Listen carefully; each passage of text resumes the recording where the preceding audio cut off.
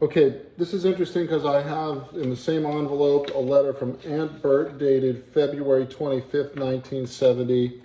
And then this is postmarked March 9th, 1970. So I'm going to read Aunt Bert's if I can read her writing, and then I'll read yours.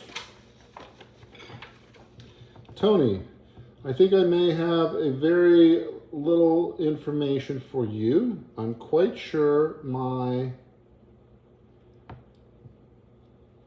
something mother Calhoun's maiden name, Mary Washington Monaghan. Mary.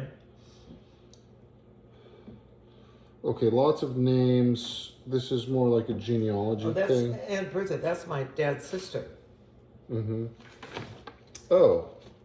I can't read her writing so well, so I'm just going to move over to your letter here, which is postmarked March 9th.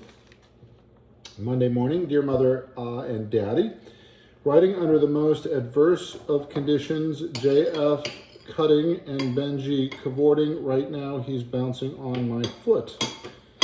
Benji and I are recovered thanks to erythromycin. How miserable we were before it took effect. Your letter arrived Saturday. Do wish you'd check the Greenwood Cemetery in Zanesville. Why don't you photograph the tombstones? When will Becky be in Los Angeles? Is she planning to go back to New Mexico again? Saw on TV that GM has cut production. Bet that Daddy is really feeling the slowdown from inflation. Know that it's come at a horrible time for us with our move, Jack beginning to practice for the first time. I may have to go to work in California if things are really tight. Benji started staggering and bouncing off objects last Monday, Tuesday.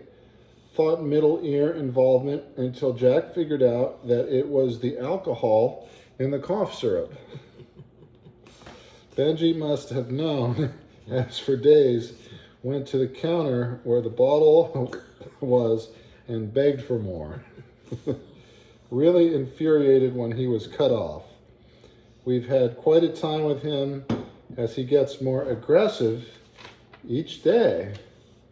Bugs J. Foster continuously and attacks him when JF is busy doing, quote, his own thing. Had 2 3-year-olds in Friday and Benji hit and poked them until one was crying. Benji is smiling during these little deeds and seems to feel that he's being friendly.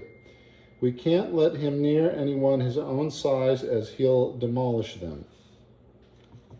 Currently, Benji looks like a prize fighter. Next door neighbor's dog jumped on his back and pushed him to the pavement, and Ben's whole nose is one great scab. Really looks like a toughie. Took the boys for New Kids Saturday, and Benji pulled a huge display of shoes over. All the shopkeepers in our nearby shopping center seem to know the Farrells boys. Call us by name in some shops. They're a little young for infamy, but JF pulled over a flag in the cheese store a couple of weeks ago. Jay Foster is facing his first interpersonal crisis. Little girl next door is ignoring him, as has another friend, girl from her nursery school who lives nearby. JF is crushed as he's not included and they play in areas where he's not allowed.